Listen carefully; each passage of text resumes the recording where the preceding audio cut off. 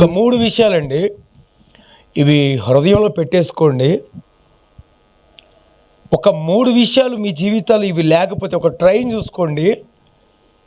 దానికి కావలసినవి ఏంటి అంటే ఒక ట్రైన్కి ఏం కావాలి? ఎస్, ఒక ట్రైన్కి ఏం కావాలి? ట్రాకులు కావాలి, అటు ఇటు 2 ట్రాకులు కావాలి. తర్వాత ఇంజిన్ కావాలి. అవునా అండి? ఒక ఇంజిన్ కావాలి, ముందు అంతకంటే 2 ట్రాకులు కావాలి, ఇంజిన్ కావాలి. ఈ 3 గుర్తుపెట్టుకోండి. తర్వాత గమ్యానికి ఎక్కడ చేరాలో తెలియాలి. అవునా? అది పడిపోకుండా జాగ్రత్తగా అన్నీ ఫిట్ చేసుకోవాలి. మీకు ఒక 3 విషయాలు చెప్తే బాగా గుర్తుపెట్టుకోండి. చదవండి ఒకసారి. న్యాయాధిపతుల గ్రంథం 14 అధ్యాయం 5వ వచనం 6వ వచనం.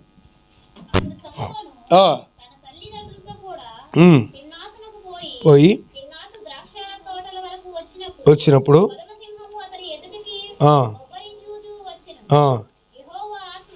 యెహోవా ఆత్మని అతన్ని ప్రేరేపింపగా ఏమీ లేకపోయినను అతడు మేక పిల్లను చీల్చినట్లు అతడు దాన్ని తీల్చివేశాను. హల్లెలూయా.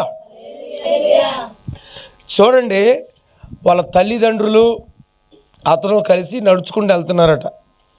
ఈ నడుచుకుంటూ వెళ్తున్న ఈ క్రమంలో వెనక తల్లిదండ్రులు ఎక్కడో నడుచుకుంటూ వస్తున్నాడు. కొంచెం బలవంతుడు కాబట్టి ముందుకు వెళ్తున్నాడు. ఇంతలో ద్రాక్ష తోటకు వెళ్ళాలి. ద్రాక్ష తోటకి వెళ్ళక ముందే ఆ ద్రాక్ష తోట ఎదురుగా ఒక సింహం ఉంది. ఏముంది చెప్పండి? కొద్దిగా స్పందించు, గట్టిగా స్పందించవచ్చు కదా. పనికిళ్ళు వచ్చారా? నిజమండి. మీరు దేవుని మందిరానికి వచ్చిన తర్వాత నడువున వస్తుంది అయినా నువ్వు ఎప్పుడు కూడా పని చేసేటప్పుడు చెప్పవు ఆ మాట. చెప్పను.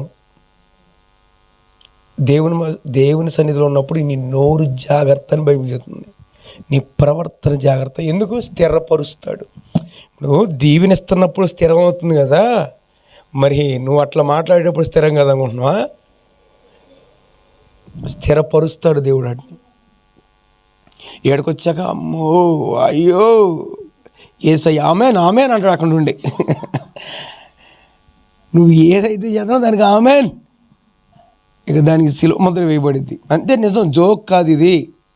తన చంపడానికి ఒక సింహం నిలబడింది. అయితే ఏ ఆయుధం లేదు, ఏమీ లేదు, కానీ యెహోవా ఆత్మ అతని మీదకి దిగి వచ్చింది. ఆమేన్. ఏ ఆయుధం లేదు అసలు అతని దగ్గర, కానీ అతనికి ఆయుధమై ఉన్న ఆత్మ వచ్చింది అతని మీదకి. ఎప్పుడైతే ఆత్మ దిగిరాగా అతడట ఒక మేకపిల్ల, చిన్న మేకపిల్ల విరిచేసినట్లుగా సింహాన్ని విరిచేశాడు. ఆమేన్. నేను మాట చెప్పనా, నీ జీవితంలోకి శ్రమ, ఇబ్బంది, ఇరుకు, ఆటంకాలు వస్తాయి. అవి దేవుడే ఆహ్వానిస్తున్నాడు.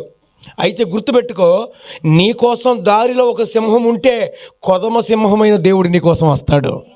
ఖచ్చితంగా వస్తాడు. నీకు మొదటిగా కావాల్సింది ఏంటి అంటే ఖచ్చితంగా పరిశుద్ధాత్ముడు నీకు కావాలి. నెంబర్ 1 ఏంటంటే పరిశుద్ధాత్ముడు నీకు కావాలి. ఒకడు నా ఆత్మ లేనివాడైతే వాడు నా వాడు కాదు, వాడు అపవాదికి కుమారుడు అని అన్నాడా లేదా? అంటే కుమారుడు అనలేదు, కానీ చెప్పుకోవడం మనం ఇక ఫిక్స్ అయిపోవడమే. దేవుని ఆత్మ లేకపోతే నువ్వు పాపంలో పడతావు. దేవుని ఆత్మ లేకపోతే నువ్వు పడిపోతావు. ఆలోచనలో, తలంపుల్లో, కోరికల్లో, భావాల్లో, సమస్తంలో కుప్పకూలిపోతావు. ప్రార్థించాలన్నా ఇంకేది చేయాలన్నా మొదటిగా మనకు కావాల్సింది ఏంటంటే పరిశుద్ధాత్ముడు. మన సొంత ఆలోచన, సొంత ప్రయత్నాలు ఎన్ని వరకు ఇప్పుడు జరుగుతూనే ఉన్నాయండి. ఏదో రకంగా ఏమంటే రేపొద్దున పనికి వెళ్ళాలి, రేపొద్దున జాబ్కి వెళ్ళాలి, లేకపోతే రేపొద్దున ఎట్టోకెట్టు వెళ్ళాలి, ప్రభా రేపు ఎట్టు వెళ్ళాలని అడిగావు ఎప్పుడైనా? పరిశుద్ధాత్ముడు లేకపోతే నీ ముందున్న సింహానికి నువ్వు బలైపోతావు. తర్వాత సింహానికి నువ్వు బలవటం కాదు, నీ వెనకొచ్చే కుటుంబం కూడా బలైద్ది. ఎందుకనంటే వెనక తల్లిదండ్రులు వస్తున్నారు. ముందేమో సంసోను వెళ్తున్నాడు, వెనక తల్లిదండ్రులు వస్తున్నారు. పరిశుద్ధాత్మ లేకుండా నువ్వెన్ని చేసినా వ్యర్థమే. పరిశుద్ధాత్మ లేకుండా నువ్వు ప్రార్థన చేసినా వ్యర్థమే. పరిశుద్ధాత్మ లేకుండా ప్రార్థన చేయలేము, అసలు తండ్రికి వెళ్ళదట. మీరు అనుకుంటున్నారు నేను చేస్తున్న ప్రార్థన పర్లేదు, బాగానే ఉందో, 4 ముక్కలు కన్నీరు గారుస్తున్నాను, అంతా పర్లేదు అనుకుంటున్నావు, కానీ పరిశుద్ధాత్మ సహాయం లేకుండా చేసే ప్రార్థనలు నెరవేర్చబడవు. పరిశుద్ధాత్ముడు ఖచ్చితంగా ప్రతి ఒక్క వ్యక్తికి కావాలి. ఆత్మయు పెండ్లి కుమార్తె రమ్మని చెప్తున్నాడట. పరిశుద్ధాత్ముడు లేకుండా పరలోకం కూడా వెళ్ళాం. పరిశుద్ధాత్మ ప్రేరేపణ లేకుండా, పరిశుద్ధాత్మ ఆలోచన లేకుండా, పరిశుద్ధాత్మను నడిపించకుండా నువ్వేం చేయలేవు. నీ వల్ల కాదు. నీకు మనుషులు కలిగించే ప్రేరేపణ వల్ల, వాటి వల్లే ముందుకు వెళ్తున్నామే తప్ప పరిశుద్ధాత్మ లేడు. దయచేసి చెప్తున్నాను, పరిశుద్ధాత్మను పొందుకోండి. నార్మల్గా పాటలు పాడొద్దు, పరిశుద్ధాత్మతోనే పాడండి, పరిశుద్ధాత్మతో ఆరాధించండి, పరిశుద్ధాత్మతో మాట్లాడండి. నీ ఇంటి పక్కనోడా, ఇంటి ఎదురుడా, ఎవరితోనైనా సరే పరిశుద్ధాత్మతో మాట్లాడితే వాళ్ళు దీవించబడతారు. పరిశుద్ధాత్మతో మాట్లాడితే వారు రక్షించబడతారు. పరిశుద్ధాత్మతో మాట్లాడితే వారు సరిచేయబడతారు. గట్టి చెప్పండి. ఒక ప్రార్థన నడిపింపు అనేది ఏదైనా సరే అది పరిశుద్ధాత్మ దేవుని వల్ల కలిగితే వెంటనే కార్యాలు జరుగుతాయి. ఆమేన్, ఆమేన్. పెద్ద కంటే మళ్ళీ నోరుకి ఏదో నవ్వదు. అరిచేటప్పుడు అరవాలి, గట్టి గట్టిగా అరుస్తారాయా. ఎంత గట్టిగా అంటే ఈడ కూర్చొని మీరు అక్కడ కొట్టినేసి కొట్టుకోవడం అరిచినా ఈడికిన పడింది. నా మాటనండి, ఖచ్చితంగా పరిశుద్ధాత్ముడు మనకు కావాలి. పరిశుద్ధాత్ముడు లేకుండా మన ఇల్లు దీవించబడదు. పరిశుద్ధాత్ముడు లేకుండా మన జీవితాలు దీవించబడవు. పరిశుద్ధాత్ముడు మనకు కావాలి. ఆలోచన ఇవ్వాలి, ఎటు వెళ్ళాలన్న ఆలోచన ఇవ్వాలి, ఎక్కడికి వెళ్ళిన ఆలోచన ఇవ్వాలి. ఎందుకనంటే దారిలో సింహాలు ఉన్నాయి, నిన్ను కొట్టడానికి సింహాలు ఉన్నాయి, నిన్ను చంపడానికి సింహాలు ఉన్నాయి. నువ్వేమో ఎంజాయ్గా ద్రాక్ష తోటేగా వెళ్ళిపోదాం అని అనుకుంటున్నావేమో. ద్రాక్ష తోట అంటే దీవెన, ద్రాక్ష తోట అంటే సమృద్ధి, ఇంకేదన్నా అనుకో. అందులోకి వెళ్ళాలంటే ముందు సింహాన్ని దాటి వెళ్ళాలి, సింహాన్ని చంపేయాలి. ఆమేన్.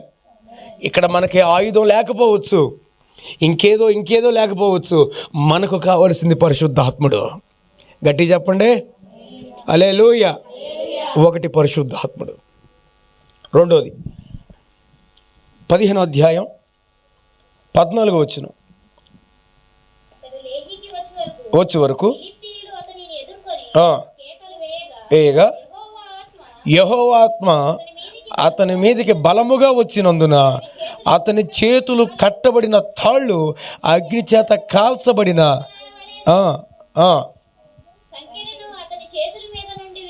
విడిపోయాను. అతడు గాడిద యొక్క పచ్చి దవడ ఎముకను, అనండి, పచ్చి దవడ ఎముక. చాలండి. ఏ ఎముక? నా వైపు చూడండి.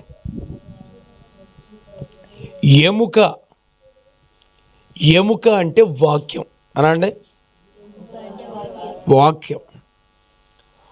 ఇతనికి పరిశుద్ధాత్ముడు ఇతనిలోకి వచ్చిన తర్వాత, ఇతని మీదకి పరిశుద్ధాత్ముడు నడిపించబడుతున్నప్పుడు, పరిశుద్ధాత్మ నడిపింపులో వెళ్తున్నప్పుడు జరుగుతున్న విషయం ఏంటంటే ఇతడు ఎముకను పట్టుకున్నాడు. ఆమేన్. ఎముకను పట్టుకున్నాడు అంటే శత్రువుని కొట్టాలంటే ఒక ఆత్మీయునికి కావలసింది, పరిశుద్ధాత్మ నడిపింపులో ఉన్నవాడికి కావలసింది ఏంటంటే వాక్యం. ఆమెను చెప్పలేకపోయారు. ఏం కావాలి? వాక్యం కావాలి. వాక్యంతో ఎలా కొడతామండి అసలు అపవాదిని? ఆ రోజైతే నిజంగానే ఎముకను తీసుకుని కొట్టాడు, కత్తిని తీసుకుని చంపారు, ఇంకేవో వాడారు. కానీ ఈరోజు మనం ఎలా వాడాలి?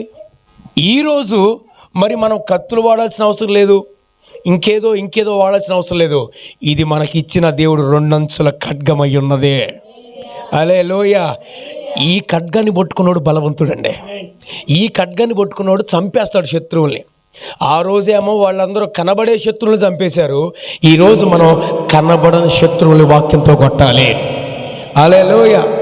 కనబడిన శత్రువులు మన ముందు చెలరేగుతున్నారు. మనకి తాళ్ళు కట్టేశారు.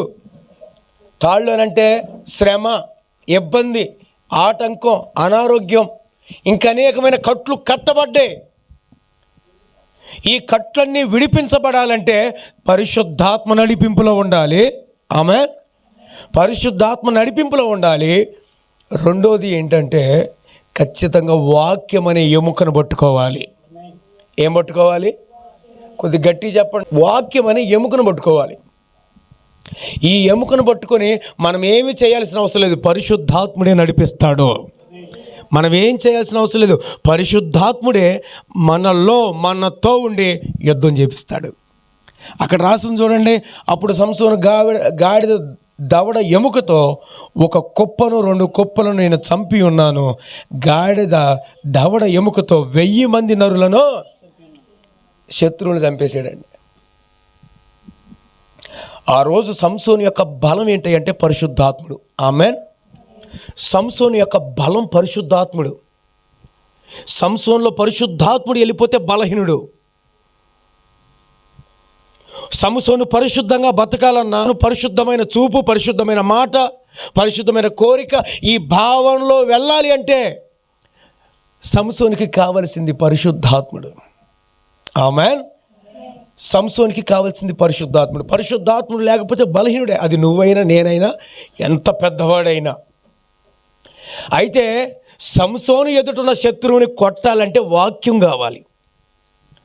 నడిపింపులో ఉన్నవానికి కావాల్సింది దైవ వాక్యం. ఆమేన్. దైవ వాక్కు లేకపోతే జనాలు కట్టు లేకుండా పోతారు.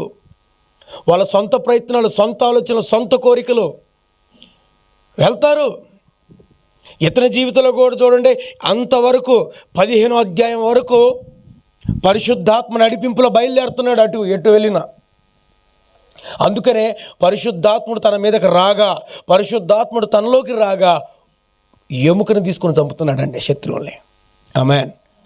మనం కూడా గుర్తుపెట్టుకోండి, ఖచ్చితంగా వాక్యం అధికంగా చదవండి, వినే వాక్యాన్ని ధ్యానించండి, విన్న వాక్యాన్ని లోపల అవలంబించండి.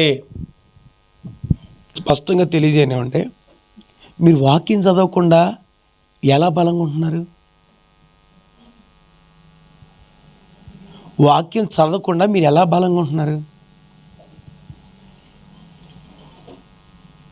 నేను పర్లేదండి, నా చూపు బాగానే ఉంటుంది, నా మాట బాగానే ఉంటుంది, నేను అసలు ఆలోచించను చెడ్డగా చెప్పండి. మీ గుండెల మీద చెయ్యేసుకుని దమ్మున్నట్టు చెప్పండి. ఎస్, నేను వాక్యం చదవకుండా పరిశుద్ధంగా బతుకుతున్నానని చెప్పండి.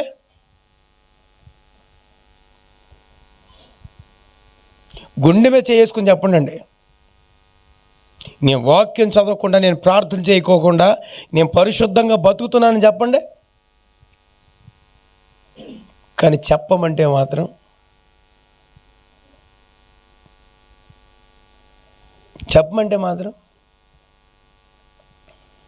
మా ఊరు కాబట్టి ఎంతసేపు అని చెబుతానంట.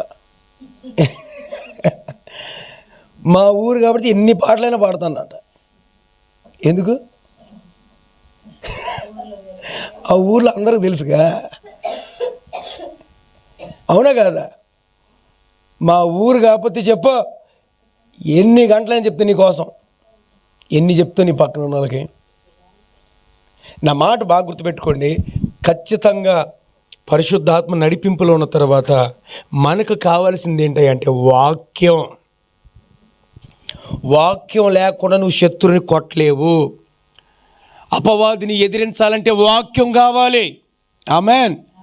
అపవాదిని ఎదిరించాలంటే వాక్యంతో మనం నింపబడాలి. వాక్యంతో తడిసి ముద్దవ్వాలి. వాక్యంతో నింపబడాలి. పూర్తిగా వాక్యంతో నింపబడాలి. ఈ వాక్యం లేకుండా నేను బలంగా ఉంటున్నాను, నేను పర్లేదు అని అనుకుంటే నష్టపోతాం. విన్న వాక్యం అయినా, ఒకవేళ చదువు రాదనుకో, విన్న వాక్యానైనా ధ్యానించాలి. ఈరోజు ఏం వాక్యం చెప్పారు, ఈరోజు ఏం సీరియల్ వచ్చిందని అడిగే విధానంలో ఉన్నోళ్ళు రాత్రి, ఈరోజు శుక్రవారం నేను రాలేదుగా, ఏం వచ్చిందంటో, వాళ్ళిద్దరి మధ్యలో ఏమైంది నీకెందుకు?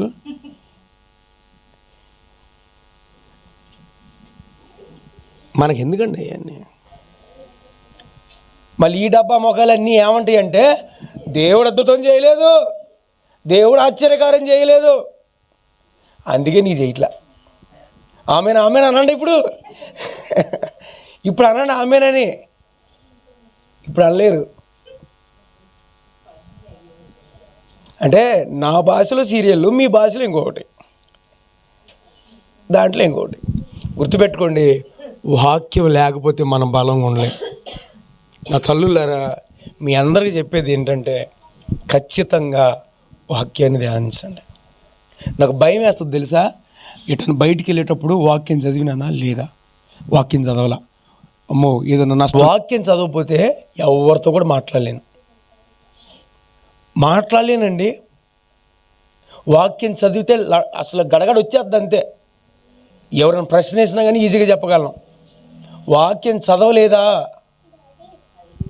అంతా నత్తే, మామూలు నత్తి రాదు. ఉదయ్ అన్నీ అట్లాగే వచ్చేస్తాయి వాక్యం చదవకపోతే. వాక్యం చదివితే ధారాళమైన కృపిస్తాడు దేవుడు. హల్లెలూయా. ఖచ్చితంగా వాక్యం చదవండి కాదు, చదువుదాం. ఆమేన్. మూడోది, ఇది కూడా ఎమ్మటనే ముగించేద్దాం. చదవండి. 17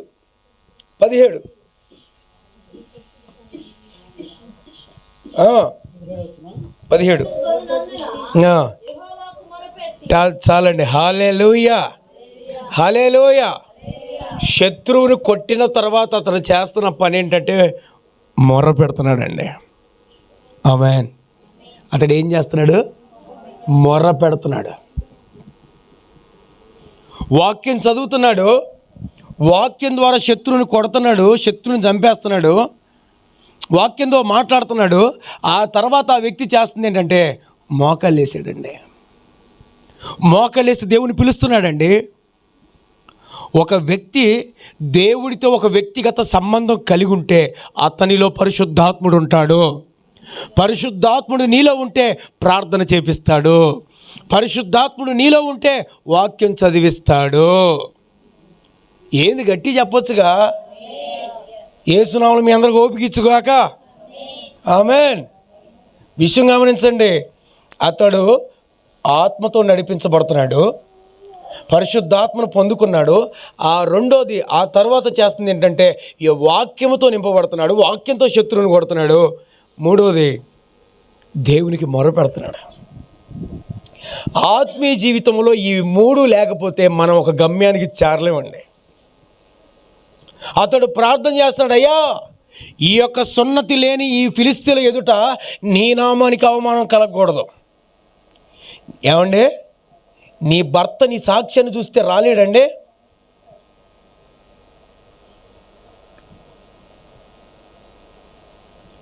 మనం ఇక్కడికొచ్చి యేసునాథుని మేలులు తలచి అని చెప్పేసి ఇంటికి వచ్చాక కార్తీక దీపము తలంచి మీ ఆయన అంటాడు, నిన్ను నేను తలంచి వాళ్ళు మనం చూస్తున్నారండి. నా బ్రతుకు మా పసుపుకు బాగా తెలుసు, అంతే కదా. నా బ్రతుకేంటి మా పుష్పకు బాగా తెలుసు, తన బ్రతుకేంటో నాకు తెలుసు. భార్య బ్రతుకు భర్తకు తెలుసు, భర్తకు బ్రతుకు ఎస్ నిజమే. నిజంగా విషయం ఏంటంటే ఎలా ఉండాలి అని అంటే, ఆవిడ గురించి నేను సాక్ష్యం ఇస్తా, నా గురించి ఆవిడ. మేము సాక్ష్యం ఇవ్వకపోతే వాక్యాలు చెప్తామా? అవునా కదా? సాక్ష్యం ఇవ్వకుండా వాక్యాలు చెప్తామా? మా ఆవిడ అంటది, ఒక సార్లే ప్రార్థన చేయట్లేదులే ఉండలే అంటది వెనకాల కూర్చొని. అవునా కదా? ఈడు అడవికి వెళ్ళాడు కానీ ఈడేదో చెబుతున్నా అంటది సింపుల్గా. అవునా కదండి?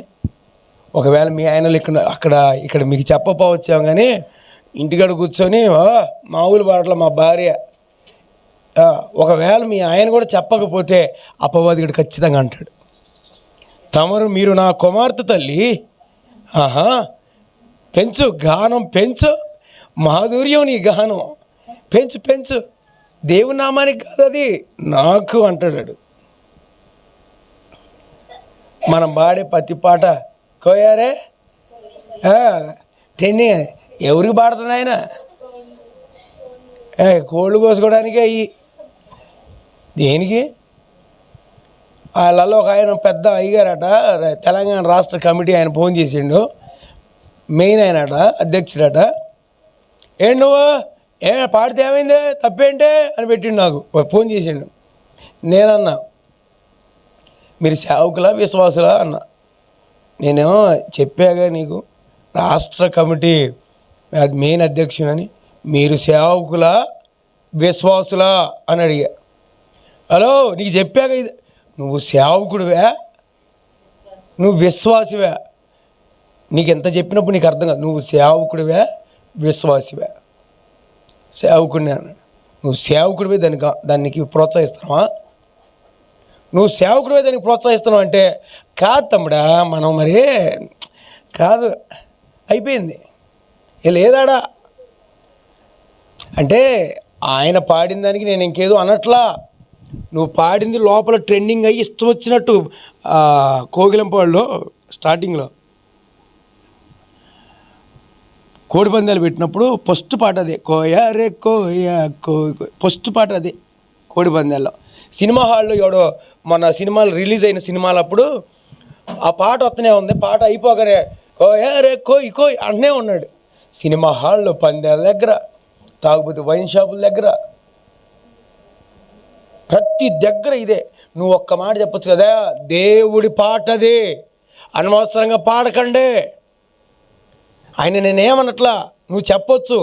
నువ్వు ఆయన ఎన్నో ఇంటర్వ్యూ ఇస్తున్నాడు, ఒక్క దాంట్లో ఎవరు పడితే అలా చండాలం పాడకూడదు, అది దేవుడి నామానికి గణపరిచిన పాట, నేను నా భాషలో పాడుకున్నది దేవుడి నామానికి మహిమ, మీరు పాడితే మీ మీదకి శాపం వస్తుందని చెప్పమాను, చెప్పట్లా. ఆయనకి అది హ్యాపీగా ఉంది.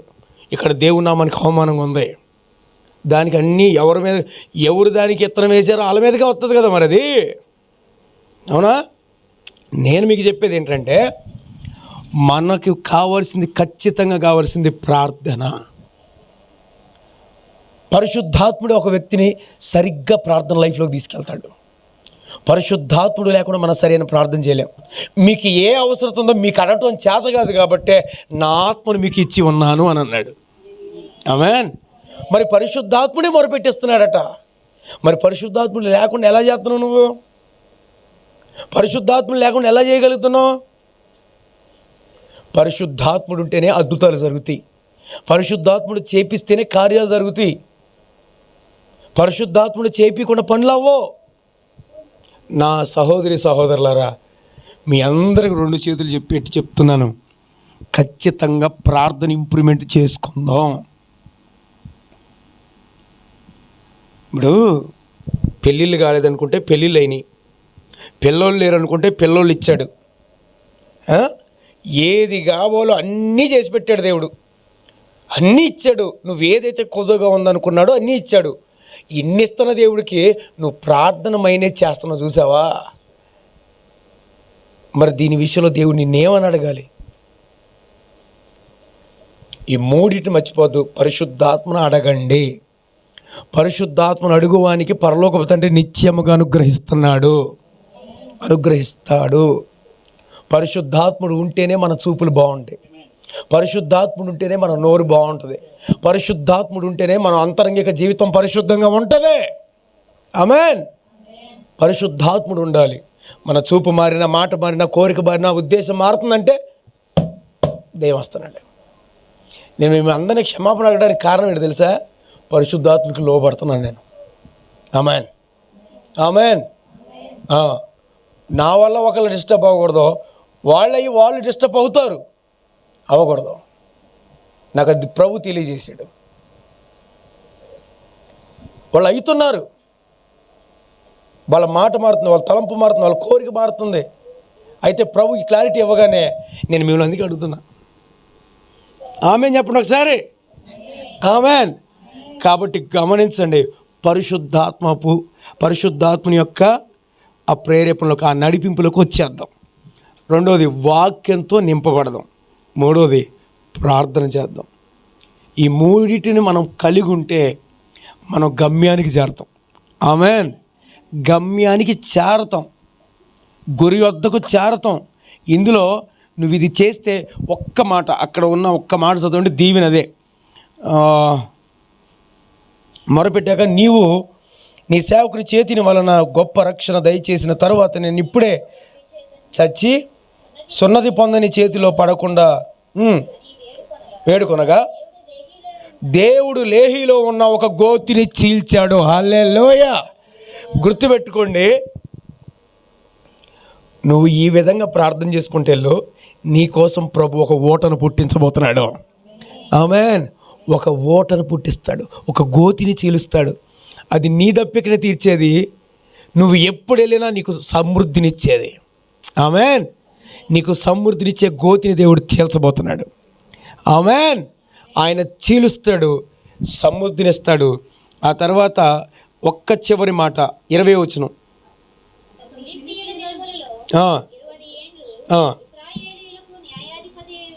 ఆ మాట ఏంటంటే, అతడు పరిశుద్ధాత్మతో నడిపించబడుతూ, పరిశుద్ధాత్మతో నింపబడుతూ, పరిశుద్ధాత్మ ద్వారా దేవుని గణపరుస్తూ, పరిశుద్ధాత్మ ద్వారా వాక్యంతో నింపబడుతూ, పరిశుద్ధాత్మతో ప్రార్థన చేస్తూ ఉంటే అతడు 20 సంవత్సరాలు ఇశ్రాయేలు ప్రజలను ఏలాడట.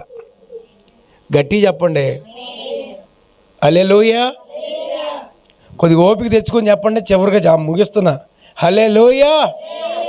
గమనించండి, అతడు పరిశుద్ధాత్మ నడిపింపులో ప్రార్థన, వాక్యం ఈ విధానంలో ఉంటే దేవుడు 20 సంవత్సరాలు ఇలా కృపించాడు. ఆ తర్వాత మళ్ళీ నడిపింపు పోయింది. అంటే ఒక స్థాయి పెరగాలన్నా, ఒక స్థితి రావాలన్నా, గొప్పగా దీవించబడాలన్నా పరిశుద్ధాత్మ నడిపింపు కింద ఉండాలి, ప్రార్థన చేయాలి, వాక్యం నింపబడాలి. ఇవి చేయకుండా దీవెన చూడలేం.